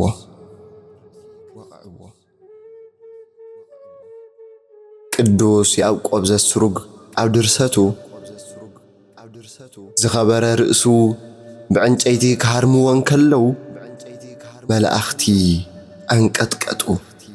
ጎይታ ካብ ኃጢአተኛታት ማዕረ ክንደይ ንዕቀትን ድፍረትን ተቐበለ። ወላሓንቲ ዘይፈልጥ ወዲ ሰብከ ኣብ ገጽ ጎይታ ጡፍ ክብል ክሳዕ ክንደይ ደፈረ። እዚ ኩሉ ዝኾነ ኣብ ክንድቲ ብሰንካ ኃጢአቱ ጡፍ ክበሃለሉ ዝግብኦ ወዲ ሰብ እዩ ይብል።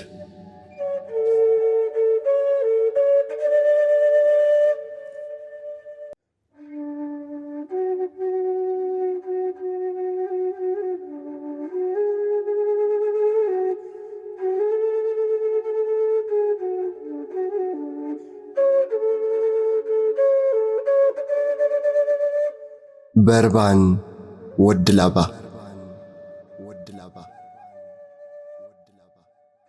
በዓል መጸ እስሩ ክፍታሕ ኣብ ብዙሓት ሃገራት ልሙድ እዩ።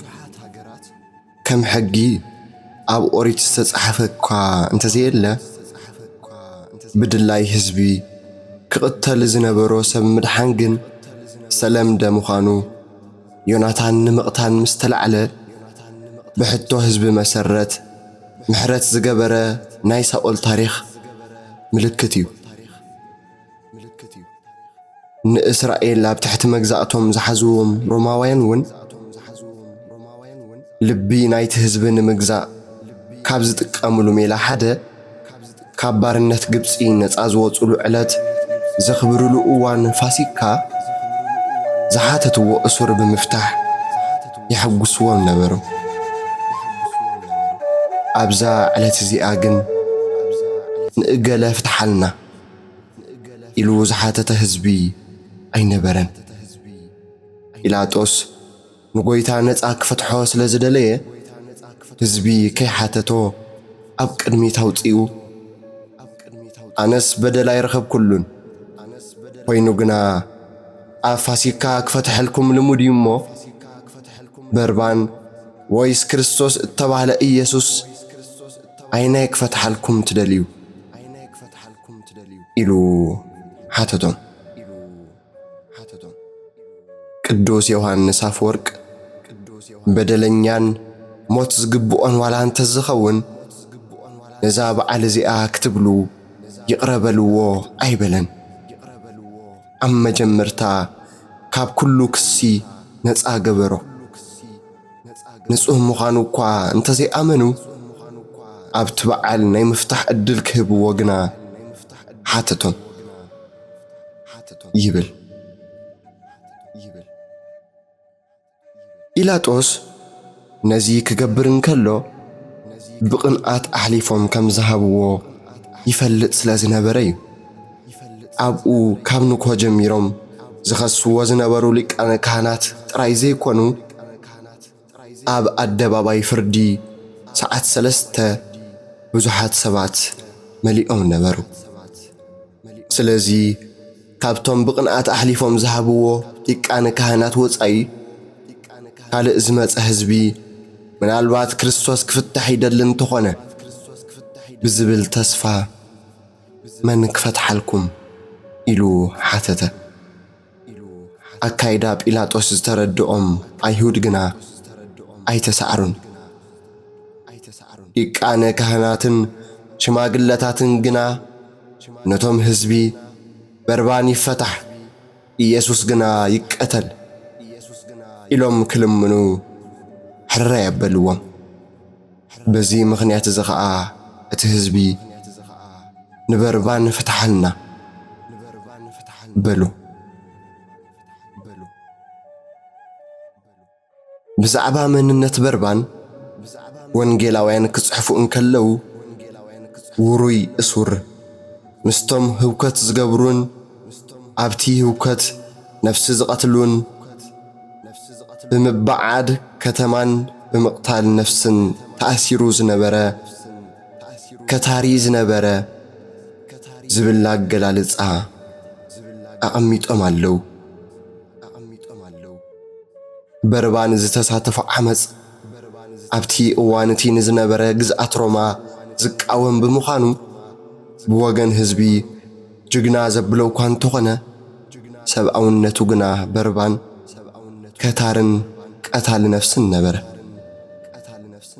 ጲላጦስ ኣብ ቅድሚ ህዝቢ ዘቕረቦ ምርጫ እውን ብትኹረት እንተርኢናዮ ኣብ መንጎ ኣድሓኒ ነፍስን ቀታሊ ነፍስን ሓደ ምረፁ ዝብል ነበረ። ካልእ ፍርዲ ገዲፍና ንጎይታ ምስ በርባን ኣብ ሓደ ምርጫ ምቕራቡ ጥራይ ኣዝዩ ዘሕዝን እዩ። ኣብታ ዕለት እቲኣ ጲላጦስ ንጎይታ ምስ በርባን ኣመዓራርዩ ኣብ ሓደ ሚዛን ኣቐመጦ። ነቢይ ኢሳይያስ እውን ኣብ ትንቢቱ እቲ ቅዱስ ኣምላኽ ደኣ ምስ መንከ ከተመዓራርይዎ ኢኹም፣ ምስ መንከ ከተመሳስልዎ ኢኹም ይብል። ሊቃነ ካህናት ጎይታ ክመውት ጥራይ ዘይኮነስ ኣብ ክንዲ በርባን ክመውት ደልዮም ስለ ዝነበሩ ነቲ ህዝቢ ኣታለልዎ። ንሳቶም ዝደለዩ ንኢየሱስ ናዝራዊ ርህራሄ ገዛኢ ሃገር ኮነ ዕድል ምፍታሕ እሱራት ከድሕኖ ዘይከኣለ ካብ በርባን ንላዕሊ ዝኸፍአ በደለኛ ስለ ዝነበረ እዩ ዝብል ኣረኣእያ ንምፍጣር ነበረ። ድሓር እውን ምስ ከተርቲ ዝሰቐልዎ ነዚ ነበረ። እንተኾነ ግና ሓቂ ኩሉ ግዜ ብዝበለጸ ይበርህ እምበር ክሽፈን ኣይከኣልን እዩ። እቲ ህዝቢ ብተበግሶ ካህናት በርባን ክፍታሕን ክርስቶስ ክስቀልን ጨደረ። ቅዱስ ጴጥሮስ ከምዝ እናበለ ይወቕሶ፣ እወ ንስኻትኩም ነቲ ቅዱስን ጻድቕን ክሕድኩምሲ ነቲ ሰብ ዝቐተለ ሰብኣይ ክፈትሓልኩም ለመንክሞ። ኣብ ክንዲ ነፍሱ ኣሕሊፉ ዝሃበ ጎይታ ነቲ ቀታሊ ነፍሲ በርባን መረፁ። ቀታሊ ነፍሲ ምምራጽ ድማ ዲያብሎስ ምምራጽ እዩ። በርባን ቀታሊ ነፍሲ ብምዃኑ ንዲያብሎስ ናይ ግብሪ ወዲ እዩ። በርባን ዝብል ስም ብዕብራይስጥ በርአባ ክኸውን እንከሎ ትርጉሙ ድማ ወዲ ኣቦ ማለት እዩ። ወዲ ጢሞቴዎስ ወዲ ናባስ በርናባስ ከም ዝብል በዚህ ከዓ አባ ማለት አቦ ክኸውን እንከሎ በርአባ ማለት ድማ ወልደ አባ ማለት እዩ። ኣብ ክንዲ ወዲ እግዚአብሔር ኣብ ካብ ማእሰርቲ ዝተፈትሐ ወዲ ኣብ በርባን ስሙን ግብሩን ካብ ወላዲኡ ዘይኮነስ ናይ ኣቦኡ ዲያብሎስ እዩ ዘብል እዩ ዝነበረ። ወንጌል እውን ትምኒት እቲ ኣቦኹም ኢኹም ክትገብሩ እትደልዩ ዘለኹም ንሱ ካብ መጀመርታ ቀታሊ ነፍሲ እዩ ይብል። ኣይሁድ ነዚ ቀታሊ ነፍሲ መረፁ። ቅዱስ ቄርሎስ ዘእስክንድርያ ከምዚ ይብል፣ ምእንታና ክብል ምስ እግዚአብሔር ምምዕርራይ ከም ምምንዛዕ ዘይቆፅሮ ጎይታ ገዲፎም ነቲ ሰራቂ ሽፍታ መረፁ።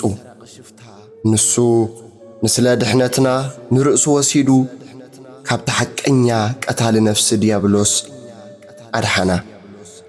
ጲላጦስ ፈትሕዎ ምስ ሓተቶም ብጭደራ ከም ዝቕተል ገበሩ። በዚ ከዓ ሕጊ እግዚአብሔር ዘይተማህሩ ኣሕዛብ ካብቶም ብሕጊ ዝምርሑ ኣይሁድ ዝሓሹ ኮይኖም ተረኸቡ ይብል። እቲ ህዝቢ በርባን ይፈታሕ ክርስቶስ ግና ይሰቐል ምባሉ ክንሰምዕ እንከለና ኩላትና ምሕዛንናን ከመይ ዝኣመሰሉ ርጉማት እዮም ኢልና ምውቃስናን ኣይተርፍን እዩ። ኦ ፍትወይ በጃኻስከ ንኣይሁድን ንጲላጦስን ንሓፂር ደቂቕ ግደፎም። ንስኻ እንተትኸውን ነርካስ ካብ ጎይታናን በርባንን ኣየናይ ምፈታሕካ?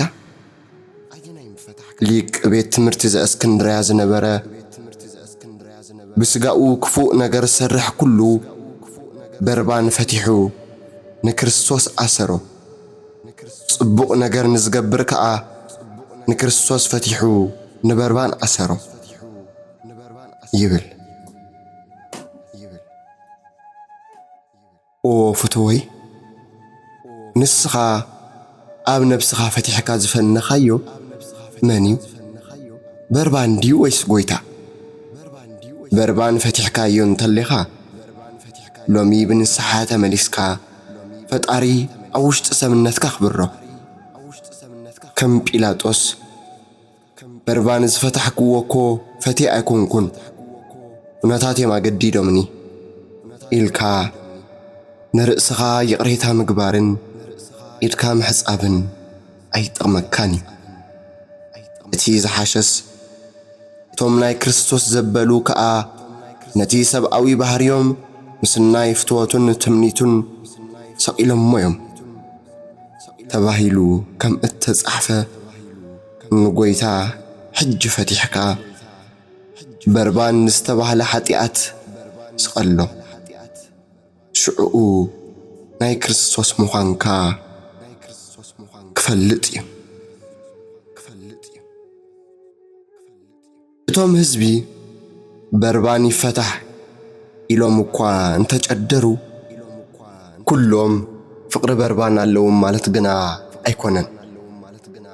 ሊቃነ ካህናት እንተዘየታልልዎም ነይሮም ኣብታ ዕለት እቲኣ ካልእ እሱር ዘመድ ዝነበሮም ምንባሮም ዘይተርፍ እዩ።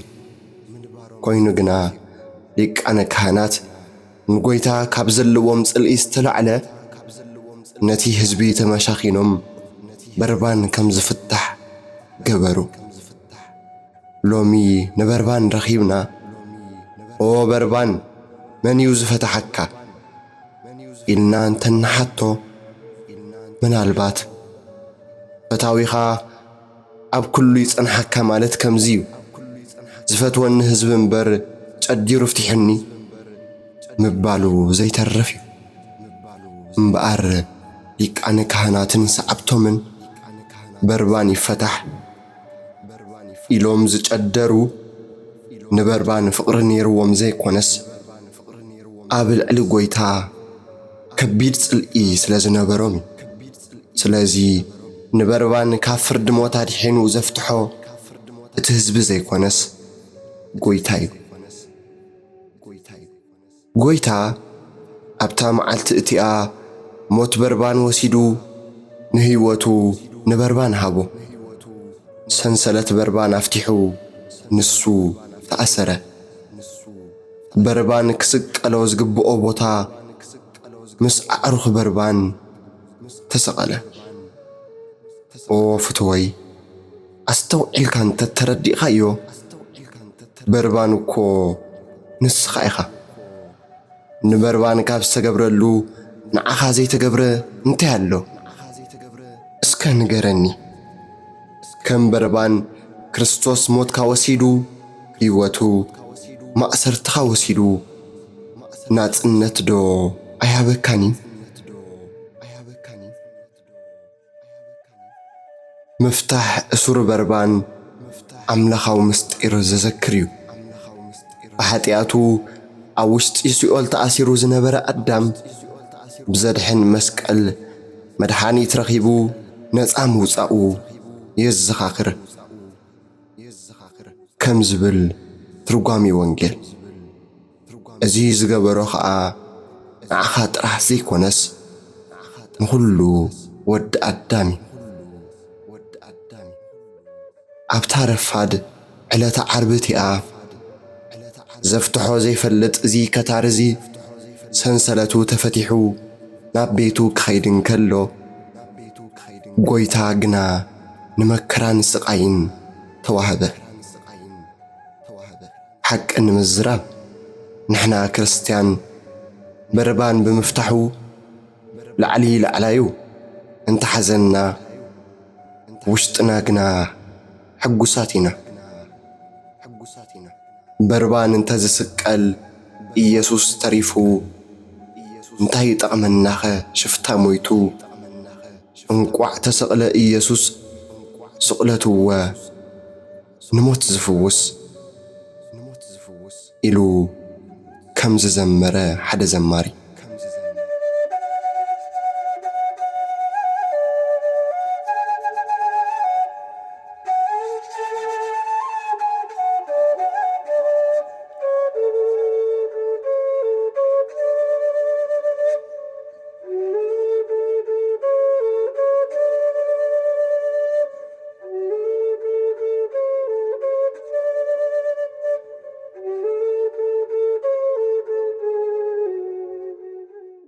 دم زورسو ولدي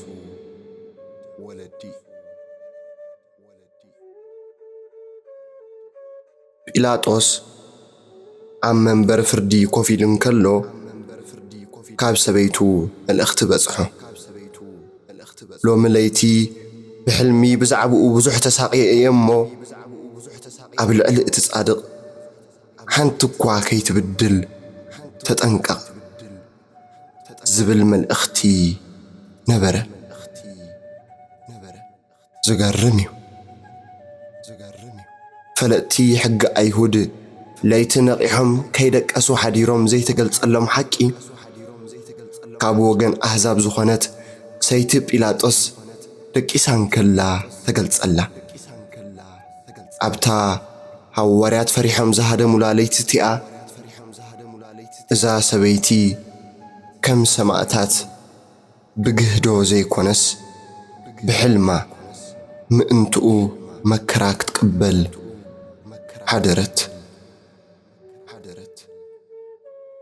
حلمي كاب اغزيابيهر كاب سيطانن كاب سرح مبزحن كرئي كال حلم ذا سبيت زي آجنا كاب እግዚአብሔር يزنبره ቅዱስ ኤፍሬም ንዕኡ መዘኻኸሪ ምእንቲ ክኸውን በአምላኻዊ ስራሕ ነዚ ተዛረበት ናብኡ መኻዳ ንዝቃወሙ ሰባት ብዛዕባ ዝረአየቶ ነገር እግረሙ ይዝነበረ ይብል ቅዱስ ዮሐንስ አፈወርቅ እውን እዚ ሕልሚ ተራ ሕልሚ ይኮነን እዚ ሕልም እዚ ምስ ካልኦት ዝተኸስቱ ነገራትን ብዛዕባ ንጽህና ክርስቶስ ካብ ዝተረኽቡ መርትዖታትን ኮይኑ ከዓግቶም ይግባእ ነይሩ እዩ ይብል ቀጺሉ እውን ንምንታይ እዚ ሕልሚ እዚ ንጲላጦስ ዘይተረኣዮ ምናልባት ነቲ ሕልሚ ዝበቕዐት ሰበይቱ ኮይና ትኸውን ወይ እውን ደጊሙ እኳ እንተረኣዮ ከምኣ ዘይከኣምኖን ዘይክዛረቦን ይኽእል ይኸውን እቲ ሕልሚ ግኑን መታን ክኸውን ሰበይቱ ምርኣያ እምብዛ ኣድላይ ነይሩ ሕልሚ ምርኣያ ጥራይ ዘይኮነስ በቲ ሕልሚ ምስቃያ እውን ኣስተውዕሉ ጲላጦስ ንስቃይ ሰበይቱ ክብል ኣብዚ ቅትለት ካብ ምስታፍ ክዕቀብ ከም ዝነበሮ የርኢ ነቲ ሕልሚ ድሮ ምሸት ስለ ዝረኣየቶ ኣብ ግቡእ ሰዓት እዩ ዝነበረ ትርጓሜ ወንጌል ዘመርጡላ ማርያም ጲላጦስ ብዘይ ምርኣዩ ክምርምር እንከሎ ሕልሚ ብዘይ ምርኣዩ ንሳ ደቂሳ ንሱ ከዓ ብምኽንያት እታ ለይቲ እቲኣ ዝሰርሖ ነቂሑ ስለ ዝነበረ ይኸውን ንሱ እንተዝርእን ዝዛረብን ነይሩ ኣይሁድ ኣይመኣመንዎን ነይሮም ክፈትሖ ስለ ዝደለየዩ ከምዚ ዝብል ዘሎ ኢሎም መላገጽሉ ነይሮም ጲላጦስ ሕልሚ ሰበይቱ ምስ ሰምዐ ኣዝዩ ተጨነቐ ኣብ ጎይታ ሓንቲ በደል ብዘይ ምርካቡ ንጹህ ምዃኑን ካብ መጀመርታ እኳ እንተተረድአ ሕጂ እውን እግዚኣብሔር ብሰበይቱ ኣቢሉ ሓቅነቱ ኣረጋግጸሉ ኣብ መርገጺኡ ጽኑዕ ነይሩ እንተዝኸውን ጎይታ ንምፍታሕ ግዚኡ ሕጂኣ ዝነበረት ኮይኑ ግና ኣብ መርገጺኡ ክጸንዕ ኣይከኣለ ዝተገርፈ ጎይታ ኣኽሊል እሾኽ ተደፊኡሉ እንከሎ ኣብ ቅድሚኦም ኣውፂኡ እንሆ እቲ ሰብኣይ በሎም ጲላጦስ ከይፈለጦ ከሎ ብዛዕባ ክርስቶስ እንሆ እቲ ሰብኣይ ኢሉ ንኣይሁድ ተዛሪበ ኣለኹ ኢሉ ንነቢያት መልሲ ሃበ ነቢይ ዳዊት ሰብ ኣዴና ጽዮን ይብል ኣብ ውሽጣ ከዓ ሰብ ተወልደ ኢሉ ዝተዛረቦ ትንቢት ጲላጦስ እንሆ እቲ ሰብኣይ ኢሉ መለሰ ዝተገርፈን ዘውዲ እሾኽ ዝተደፍኦን ንክርስቶስ ኣብ ዝረኣየሉ ግዜ ስቐሎ ስቐሎ ኢሎም ኣደባባይ ክሳብ ዝናወጽ ጨደሩ ብነቢይ ርስተይ ከምቲ ኣብ ድር ዘሎ ኣንበሳ ኮይኑኒ ጓዚምለይ እሞ ዝተባህለ ተፈጸመ ገንሸል ኣምላኽ ኣብ ዝረኣዩሉ ግዜ ከም ኣንበሳ ብዓብዪ ድምፂ ጨደሩ እዚ ጽልኢ ዝተመልአ ድምፂ ከመይ የጨንቕ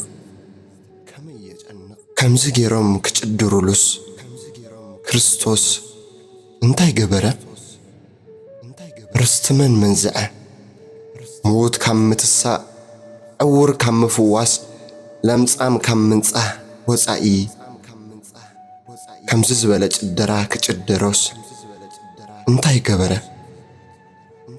ናይ ሓቀኛ ዓለም መልክዓ እዚዩ ወሳእና ተባሂሉ ክዝመር ከሎ መዝሙር ተቐቢሉ ይዝመር ዝሓለፈ ሰብ ይድፍኦ መሬት ክትረግጽ ኣይግባኣካን ኢሉ ክዳኑን ክሳዕ ምንጻፍ ይበጽሕ ኣብ እተጸረፍካሉን እተዋረድካሉን ግዜ ኸዓ ኩሉ ሰብ ክጸርፈካ ይቀዳደም ክትረግጾ ኣይግባኣካን ኢሉ ዘንጸፈልካ መሬት ንዓኻ ኣንጺፉ ይረግጸካ ክሲ እኳ ከየጻረየ ይሰቐል ይሰቐል ኢሉ ይጭድር ሓላፊ መንገዲ ከይተረፈ ንምጽራፍ ይተሓባበር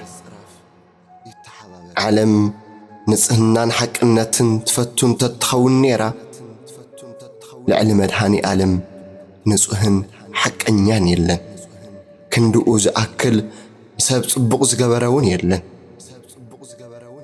ነዛ ዓለም ካብ ባዶ ተበጊሱ ዝፈትዋ ኣምላኽ ግና እዛ ዓለም ካብ ባዶ ተበጊሳ ጸላኣቶ ኦ ፍትወይ ንስኻውን ወላ እኳ ጽቡቕ እንተገበርካ ንዓኣ እንተዘይመሲልካ ዓለም ክጸልኣካ ከም ቅዱስ አትናቴዎስ ዓለም ዝጸላኣትንስ ኣነ ኣቐዲመ ስለ ዝጸላእክዋ ክትብል እንተዘይክኢልካ ትከስር ኢኻ ኩላትና ሓቀኛ መልክዕ ዓለም ከምዚ ምዃኑ እንተደኣ ሓሲብና ብዘይ ጌጋና ብዝጸልኡና ሰባት ኣይንሓርቕን ብዕለተ ዓርቢ ተሰቐል ተሰቐል ተባሂሉ ዝተጨደረሉ ክርስቶስ ዓለም እንተጸላኣትኩም ቅድሜኹም ንዓይ ከም ዝጸላኣትኒ ፍለጡ ዝበሎ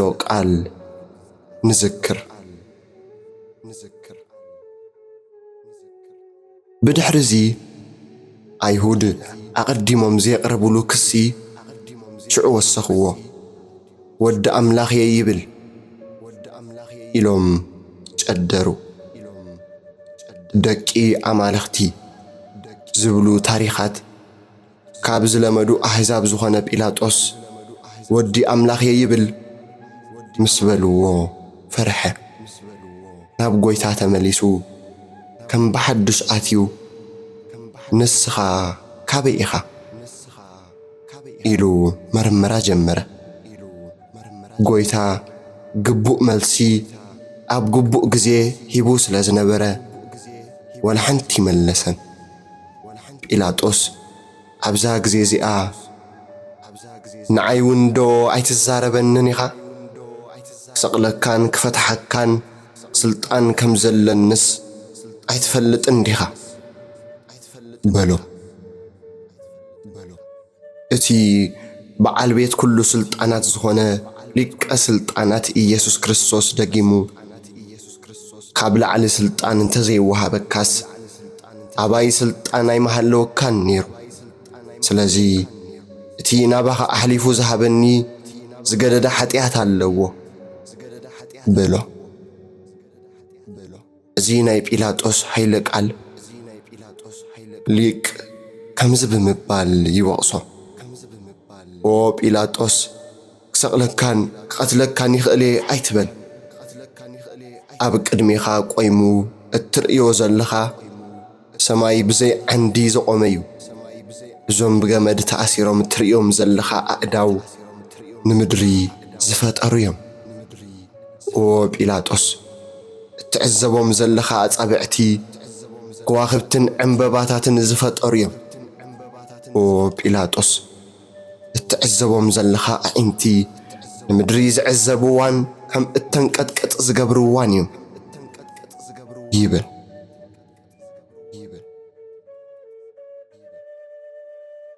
ኣይሁድ መርገጽ ጲላጦስ ምስ ረኣዩ ሓይሎም እናበርትዐ ኸደ ብድሕሪኡ ምስ ወፀ ነቶም በርባን ይፈታሕ ዝብሉ ዝነበሩ ሰባት ክርስቶስ ዝተባህለ ኢየሱስ እንታይ ክገብሮ በሎም أزي زبالة حجون بهزبي تسفى سلزي قرصة بحكي زي سبزس كمسيو استبهى مسيح انتخنخ إلوم مأنتيك خبدهم نبرة نساتهم جنا يسقل النابلو أبرتعم تقدروا كابو ندحر بيلاطوس كفتحو دليه أيهود جنا نزين تفتح كايو فتاو قيصر أيكون كان جزاء رأسو نقص زقبر زبالة كله مكنا قنت قيصاريو النابلو تقدروا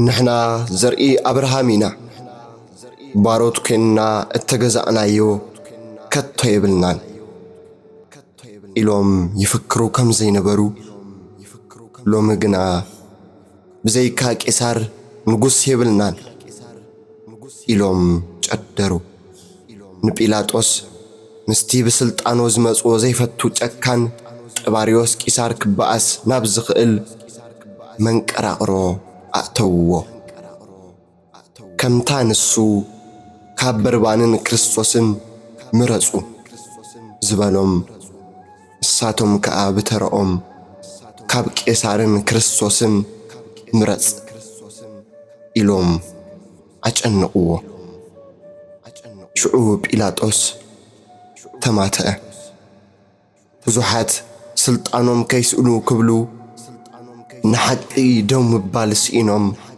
عبل لي بزوحات نصوحات موت يفردو زخونا عينة ماي أداوم وكانت تحصبو نسلطانهم كبلو زي الرقفقي يفصمو قدوس يوحنس አፈወርቅ ከምዝ ክብል ይገልጾ ጲላጦስ ክርስቶስ ክስዋዕ ስለምንታይ ፈቀደ ንጳውሎስ ሓለቃ ሚእቲ ከም ዘድሓኖ ንክርስቶስ ስለምንታይ ዘየድሓኖ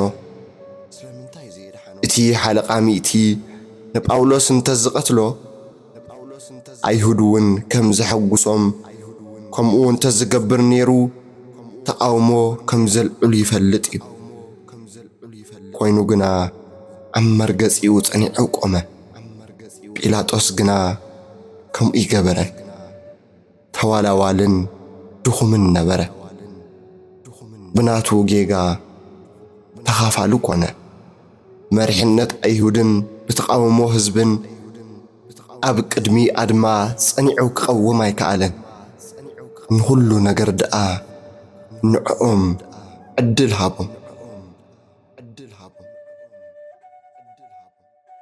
ጲላጦስ ኣብዚ እዋን እዚ ነገር እዚ ንዓብን ምልዓል እንተዘይኮይኑስ ካልእ ገለኳ ከም ዘይጠቅም ምስ ረኣየ ማይ ወሲዱ ኣነ ካብ ደም ናይዚ ሰብ እዚ ንጹህ እየ ባዕልኻትኩም ትፈልጡ እናበለ ኣብ ቅድሚ እቲ ህዝቢ ኣእዳዉ ተሓጸበ ኣሕሊፉ እውን ሃቦም እዚ ግብሪ ሮማዊ ጲላጦስ ንማሕበር እኩያት ዝጸልአ ምስ ረሲኣን እውን ኣይቅመጥን እየ ኦ እግዚኣብሔር ንእዳወይ ብንጽህና ኣሓጽበን ዝብል መዝሙረ ዳዊት ክደግሙ ንዝነበሩ ኣይሁድ ናይ መጠንቀቕታ ደወል ክኸውን ይግብኦ ነበረ ኣይሁድ ደም ንጹህ ጎይታ ንምፍሳስ ተሓተቲ ኮይኮኑ ካብዚ ደም እዚ ንጹህ እየ ዝብል ዘረባ ይሁዳን ጲላጦስን ክልተ ሳዕ መጠንቀቕታ ተዋሂብዎም ነበረ ንሳቶም ግና ከም ቁም ነገር እኳ ኣይቆጸርዎን እሉፍ ሓሊፍዎም ደሙ ኣብ ልዕሌናን ኣብ ልዕሊ ደቅናን ይኹን በሉ ቅዱስ ጳውሎስ ምእንቲ ከይትደኽሙን ከይትሕለሉን እቲ ካብ ኢድ ሓጥኣን ክንዲ ዝኣክል ምጽራር ዝተዓገሰ ዘክርዎ ከም ዝበለ ኣብ ልዕሊ ጎይታ ብገዛእ ወገኑ ጨደሩሉ ቅዱስ ዮሐንስ አፈወርቅ እውን ከምዚ ይብል ንርእሶም ጥራይ ኣይተራገሙን ኣብ ገዛእ ደቆም ከይተረፈ መርገም ኣውረዱ ክግለጽ ኣብ ዘይከኣል ዕብደት ነበሩ ይብል ኣይሁድ ካብ ርእሶም ሓሊፎም ኣብ ደቆም ዘውረድዎ መርገም ውጽኢቱ እንታይ እዩ? ብርግጽከ ኩሉ እስራኤላዊ ኣብ ደም ጐይታና ኢድ ኣለዎ ማለት ድዩ? መልሱ ኣለዎን የብሉን ዝብል እዩ። ብጠቕላላ ኣለዎ እንተኢልና ናይ መጀመርታ ቅዱሳን ክርስቲያንን ሐዋርያትን ወሲኽካ እስራኤል ብምዃኖም ደሙ ኣብ ልዕሊኦም ከም ዘሎ ከመልክት እዩ። ስለዚ እግዚኣብሔር ብግልጺ ጽቡቕ ግብሪ ኮነ በደል ኣቦታት ኣብ ደቆም ዘለዎ ተጽዕኖ ካብ ቀደም ጀሚሩ ዝተዛረቦ ክንርእዮ እንተኽኢልና እቲ ነገር ንምርድኡ ኣይጸግምን። ግናኸ እዚ ሰብ እዚ ውሉድ እንተለዎ ኣቡኡ ገይርዎ ዘይፈልጥ ክፍኣት እዚ ኩሉ ክፍኣት ዝገብር እዚ ውሉድ እዚ ብህይወት ኣይክነብርን እዩ። እወ ከቶ ብህይወት ኣይክነብርን እዩ። እዚ ኩሉ ዘጸይፍ ነገር ስለ ዝገበረ ክመውት እዩ። ሓታታይ ከዓ ንሱ ባዕሊ እዩ። እንሆ ከዓ እዚ ካልኣይ ሰብኣይ ውሉድ ኣለዎ ንበል። እዚ እቲ ኣቡኡ ዝገበሮ ዝነበረ ኃጢአት የርኢ። ግናኸ ከም ኣቡኡ ኣይገብርን። እዚ ሰብ እዚ ብህይወት ክነብር እዩ እምበር ብሰርሕ ኃጢአት ኣቡኡ ኣይክመውትን እዩ።